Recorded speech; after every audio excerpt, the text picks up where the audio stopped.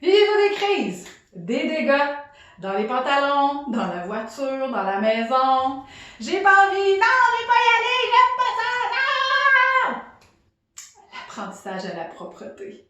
Ah, on peut parfois s'arracher les cheveux de la tête, effectivement, être à bout de souffle, à bout de patience et complètement déstabilisé. Je suis Laetitia Adam, coach familial hypnologue, fondatrice et directrice de Livirescus. Aujourd'hui, j'aimerais mettre en lumière avec vous 4 outils tout simples qui vont peut-être pouvoir vous sauver la vie. Outil numéro 1. Attendre que notre enfant démontre de l'intérêt pour l'apprentissage à la propreté. Oui, pourquoi? Bien parce que si votre enfant ne démontre pas d'intérêt, il se peut fort bien que l'apprentissage soit ardu, compliqué, pénible, autant pour vous que pour lui.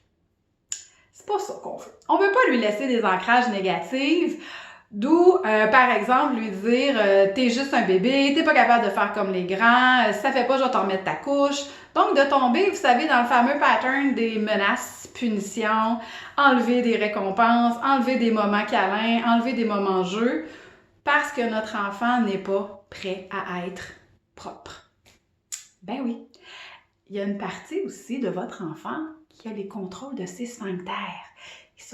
Il n'est pas peut-être encore présentement en contrôle. Il ne les maîtrise pas encore. Vers l'âge de 2, 2,5, 3, c'est là souvent que ça se développe.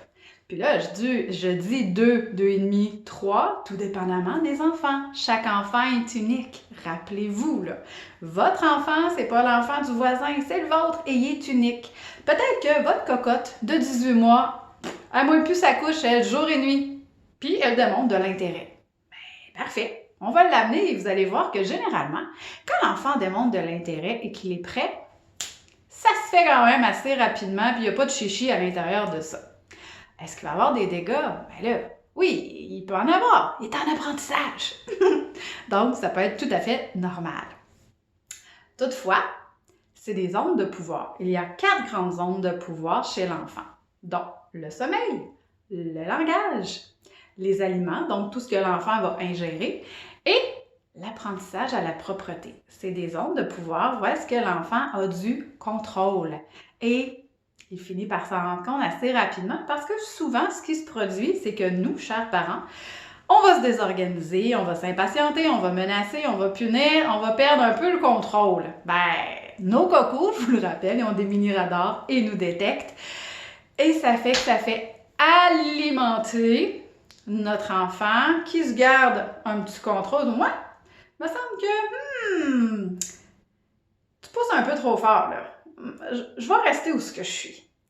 Si vous voulez que ça se passe bien, premier outil, attendez que l'enfant démontre des signes. Par exemple, quand il va se lever de la sieste ou du dodo, sa couche est sèche. Par exemple, il va vouloir faire comme vous, faire comme son grand frère, sa grande sœur. Il va vous dire, par exemple, quand il fait pipi dans sa couche, puis il faut vraiment la changer parce qu'il trouve ça vraiment inconfortable. Outil numéro 2.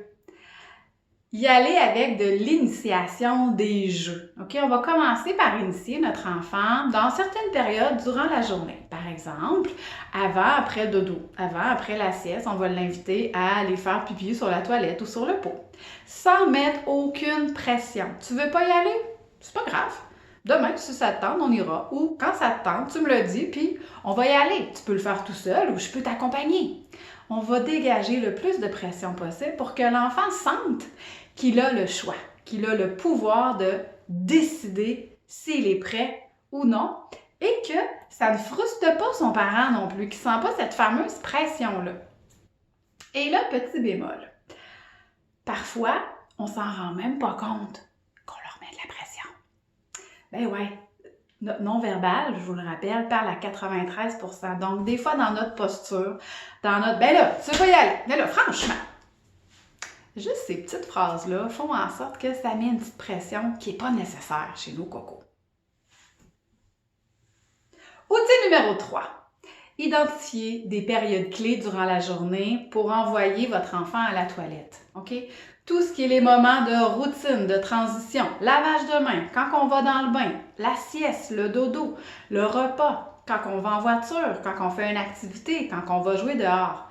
Tous les avant-après de ces activités-là ou de ces routines-là sont des bons moments pour envoyer notre enfant à la toilette, faire son pipi, faire son caca. OK? Donc, c'est simplement de prévoir ces moments-là et dites-vous que plus je suis petit, et surtout lorsque je débute l'apprentissage à la propreté, je vais avoir besoin du soutien de l'adulte et je vais avoir besoin qu'on me le rappelle régulièrement. Souvent, je vais dire aux 30 minutes, 45 minutes, 1 heure. OK? Donc, entre 30 minutes, 1 heure, là, c'est là qu'on va venir faire nos rappels avec notre enfant. Vous le connaissez, votre coco ou votre cocotte, vous le savez, sa fréquence. Il y a des enfants qui ont une retenue là, assez impressionnante. Moi, ma fille, elle pouvait se coucher à 6 heures le soir, se réveiller le lendemain matin à 6 heures. Elle n'avait pas encore envie. Ça allait quand on arrivait à la garderie, puis c'était vers 8h, 8h30. Donc, ça faisait un 14 heures de retenue. C'est énorme. Bien, il y a des enfants qui, oui, ils ont une belle et grande retenue. Et il y en a d'autres qui ont une retenue vraiment un peu plus courte. Donc, il faut vraiment s'ajuster, s'adapter à l'intérieur de ça.